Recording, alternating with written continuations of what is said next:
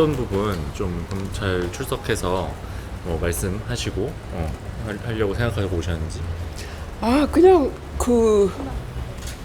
뭐라 그래야 되죠? 그러니까 그 범죄의 증인이 되거나 아니면은 뭐 증거를 가진 모든 국민은 당연히 그 수사에 협조할 의무가 있거든요.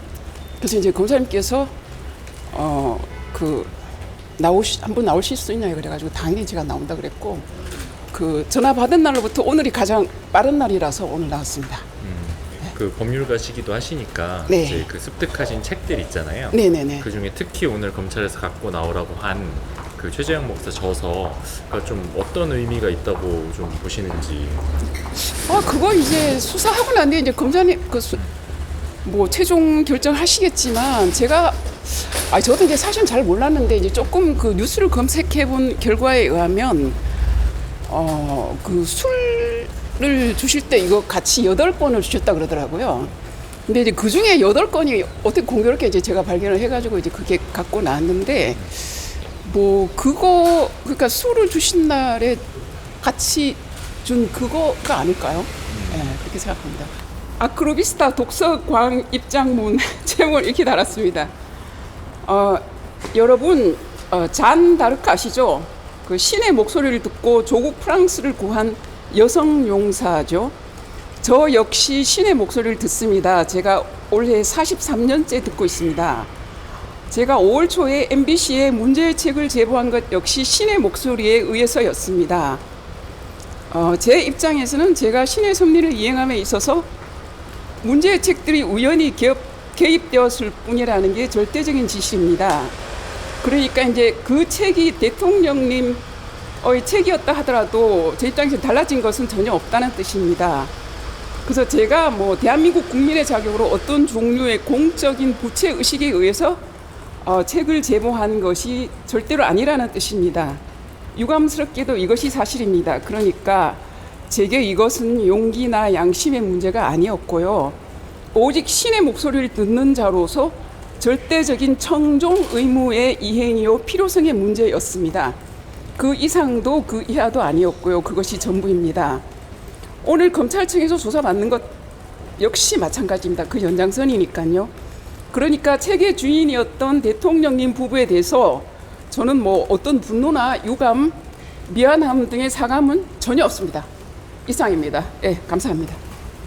이거 필요하신 분 하나씩 네. 가져가시면 여기 돼요. 주시면. 혹시 오늘 책 제출도 하시나요? 책은 가지고는 왔는데 제출은 안 합니다. 제가 조사 끝나고 도로 책 한 번만 좀 보여주십시오. 예, 책 보여줄 수 있어요. 네. 제출 안 하시면 이유가 있으실까요? 예? 잠시만요. 책을 한번 보여주시고. 이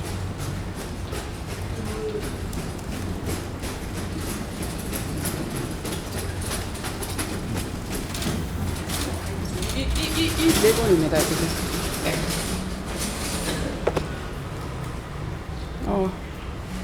이렇게 이 책이고요. 그 다음에 북한의 종교를 찾아가다. 그 다음에 전태일 실록 1, 2. 네. 되게 무겁네요 이거. 네.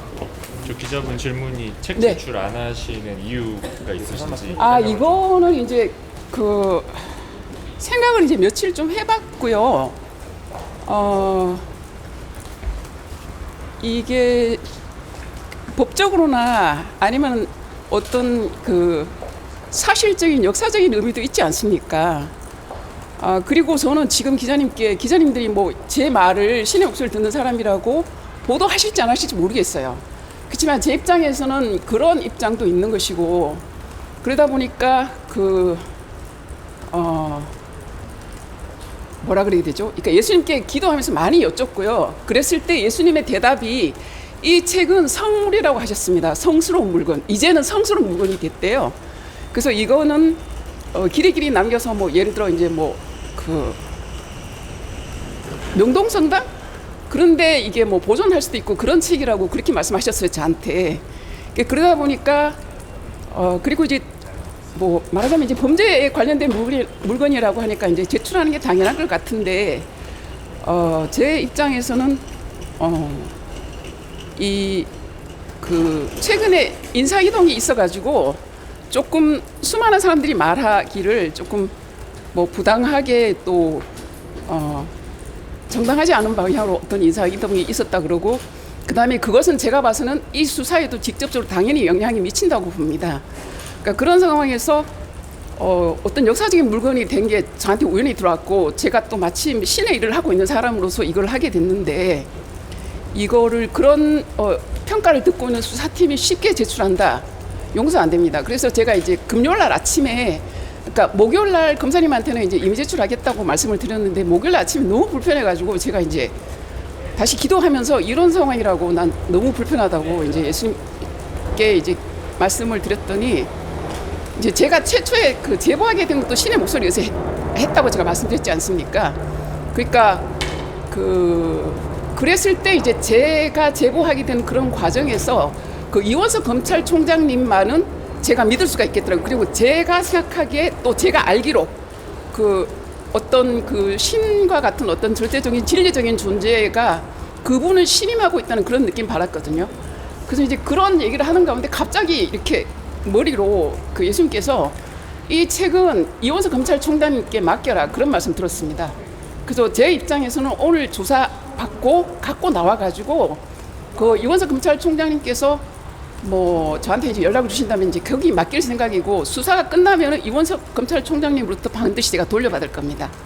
그리고 이제 그 갑자기 제가 이제 금요일 아침에 그런 말씀을 받았는데, 이거를 어떻게 이원석 검찰총장님께 들어야 되나, 이게 좀 엄청 좀 고민되더라고요. 그래가지고 금요일날 오후 5시에 갑자기 제가 그 대검찰청으로 갔거든요. 그랬더니 이제 거기 수위 아저씨께서 사전 연락이 없으면 절대 방문도 불가하고 그 비서실에 전화도 안 되고 뭐 어떤 메모도 남겨오는 것도 절대로 안 된답니다. 그래서 제가 메모를 남기겠다고 그랬더니 혹시 그러면은 그 민원실에 남길 수 있는지 물어보라고 이래가지고 민원실에 갔더니 제가 사건 담당자가 아니면 그것도 안 된대요. 그래서 꼭 그 총장님께 뭘 남기겠다면 따로 편지로 보내라 그러더라고요. 그래서 제가 이제 이 서울중앙지방법원 우체국으로 막 급히 또 뛰어가가지고, 그래서 제가 이제 갖고 있던 그 노트, 뭐 낡은 노트에 급히 편지를 하나 써가지고 이렇게 저렇게 돼가지고, 이제 저는 신의 목소리를 듣는 사람이고 신께서 이것이 검찰총장님께 맡기라 했다고 저는 그렇게 답을 들었다고, 제가 오늘 조사 끝난 후에 검찰총장님께서 저한테 비서를 시켜서 연락을 주신다면 그 시간에 제가 갖다 드리겠다. 그리고 제 전화번호 적고 그걸 등기 속달로 붙였는데 이제 오늘 도착한다 그러더라고요. 제가 아까 문자를 받았는데 10시 뭐 4, 50분에 그게 도착했다고 문자는 받았습니다. 일부 언론에서 책을 절도했다, 절도죄로 처벌도 가능하다는 식으로 얘기하는 게 있는데 그거 어떻게 생각하십니까? 절도면 그 제가 이거 받은 지 1년 반이 더 지났잖아요. 네. 그리고 이게 절도면 그때 당시에 이미 그 대통령님실에서 신고했어야 되는 거 아닌가요? 그리고 이게 저는 분명히 그 저희 아크로비스타 그 대통령님하고 제가 같은 라인이었고요. 비동 저층부 라인이었고, 그 저기 분리수거장이 거기서 이제 주웠는데, 저희 그 구조가 그러니까 신문하고 책을 버리는 데가 이렇게 입구에 있고 항상 이제 들어갈 때 나올 때 거기를 보게 돼 있습니다. 그리고 제가 정확하게 이제 하도 오래되고 1년 반 지나니까 기억이 안 나는데, 저도 이제 신문을 버리러 갔을 수가 있고요. 그랬을 때 이제 옆에 이렇게 있으니까, 그리고 제가 또 그 습관이 제가 이제 집에서 그러니까 책을 쓰면서 사건을 많이 주르고 집에서 이제 일을 하고 있기 때문에 뭐 그 반찬거리 사러 갈 때도 많거든요. 그러다 보니까 이제 바퀴가 달린 그런 수레 같은 거 끌고 다녀요. 그래서 그때도 좀 그랬던 기억이 나는데, 이제 그거를 그냥 넣어가지고 집에 갖다 놨고, 절도라는 거는 뭐 절도의 증거 있으면 저를 고소 한번 해보십시오. 절도가 되는지 한번 봅시다. 예. 혹시 그 대통령 사인하고 그 도장 찍은 김영삼 전 대통령 아들이 찍은 책도 있잖아요. 네네. 또 전두환 회고록 같은 경우에는 그 여사님이 직접 이렇게 대통령에게 편지를 써놓은 게 있는데, 네. 이 대통령실에서 책을 돌려달라는 얘기 혹시 없었나요? 아, 돌려달라고 할까봐 사실 이제 고민을 좀 했는데, 처음에는 이제 제가 뭐 이거 돌려줘야 되는 건지, 제가 변호사가 이렇게 말하면 안 되는데, 최종적으로는 하여간 뭐 만약에 이제 그런 연락이 있다면 그 법원의 그러니까 법원에 소송 제기를 해가지고 제가 돌려줘야 된다는 판결이 나온다면 제가 돌려드리겠습니다. 이렇게 최종적인 입장을 정해갖고 있습니다. 지금 상황에서는. 마지막으로 그 책에 써져 있는 그 메시지 좀 보여주실 수 있나요? 그 메시지는 그러니까 그 포스트잇은 이거 이 책 한 개만 있더라고요. 포스트잇은 이게 한 책만 있고 포스트잇 다른 책에는 포스트잇이 없었어요. 그리고 이제 이 사인은 다 똑같이 그러니까 2022년 7월 23일 윤석열 대통령님 김건희 여사님께 드립니다. 저자 최재형 목사 이렇게 사인 내용은 다 네 권이 다 똑같더라고요. 이렇게.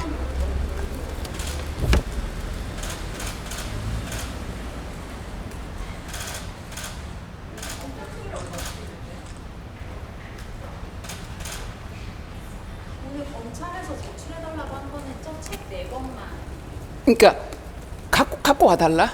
갖고 와달라. 예. 그리고 이제 예.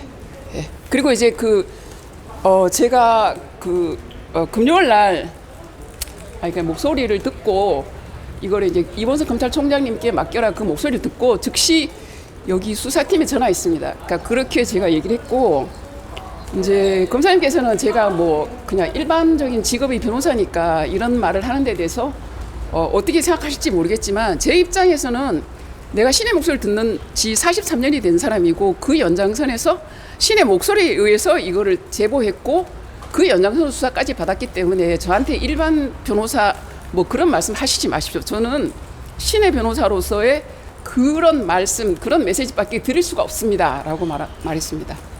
그러니까 이제 오늘 제가 갖고는 오지만 이미 제출 안 하는 걸로는 알고 계실 거라고 생각합니다.